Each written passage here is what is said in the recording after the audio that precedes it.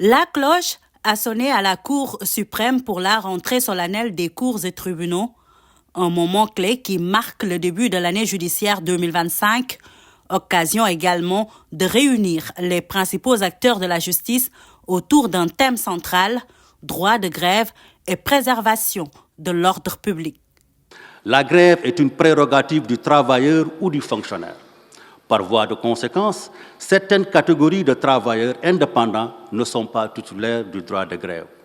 Toutefois, une partie de la doctrine est favorable à l'extension du droit de grève au travail non subordonné, en soutenant notamment que la Constitution ne subordonne pas le droit de grève à l'existence d'un lien de subordination et vise tous les citoyens.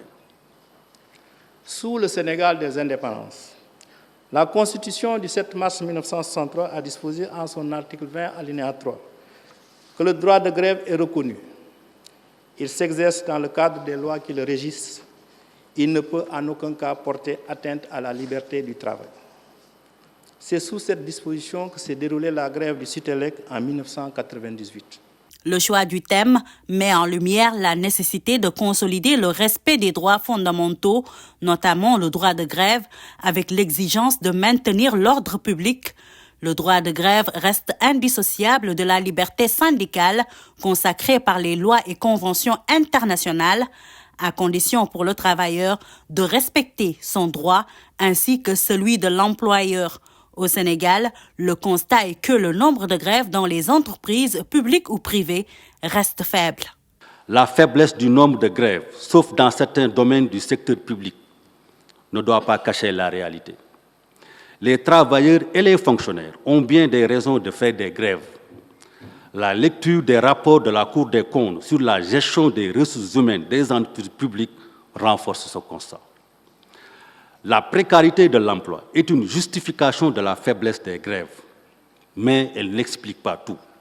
En réalité, les fonctionnaires et travailleurs sénégalais sont des citoyens qui sont raisonnables devant l'ordre public.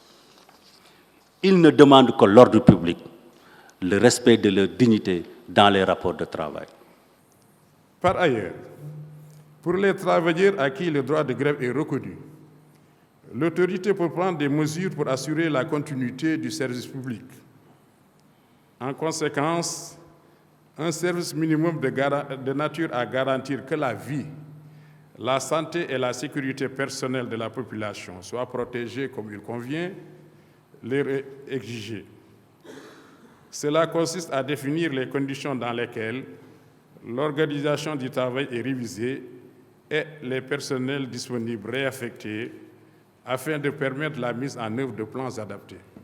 Venu présider cette rentrée solennelle des cours et tribunaux pour l'année judiciaire 2025, sa première depuis son élection en mars 2024, le chef de l'État, président du Conseil supérieur de la magistrature, Bassirou Diomaye Diakhar Faye, a mis en exergue l'importance cruciale de la justice dans la consolidation des principes fondamentaux de la République.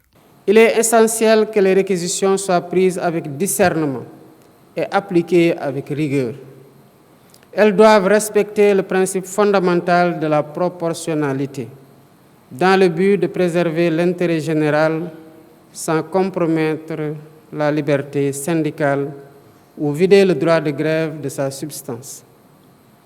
Ces mesures, bien que nécessaires dans certains cas, doivent toujours être prises avec le souci de maintenir un équilibre entre la protection des droits individuels et la préservation des intérêts vitaux.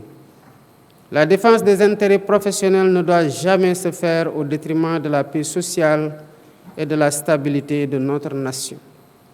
J'invite la justice, gardienne de nos droits et libertés, à nous entraîner dans cette démarche avec impartialité et rigueur, en veillant toujours à promouvoir la paix sociale dans notre pays. Les employeurs et l'État doivent, quant à eux, accorder une attention bienveillante aux revendications légitimes des travailleurs. Ensemble, construisons un Sénégal où les droits de chacun s'expriment dans le respect de l'intérêt général, un Sénégal de liberté, un Sénégal de justice, un Sénégal de prospérité. Au cours de cette audience solennelle, la Cour a statué sur la recherche d'un équilibre permettant de renforcer la confiance des citoyens dans l'institution judiciaire et d'assurer la stabilité sociale. Rassemblant les principaux acteurs du système judiciaire, cette cérémonie a offert l'occasion de débattre des défis actuels et d'examiner les pistes d'amélioration du fonctionnement des juridictions. Le président Faye a ainsi réaffirmé son engagement à œuvrer à la réforme et à la modernisation de la justice.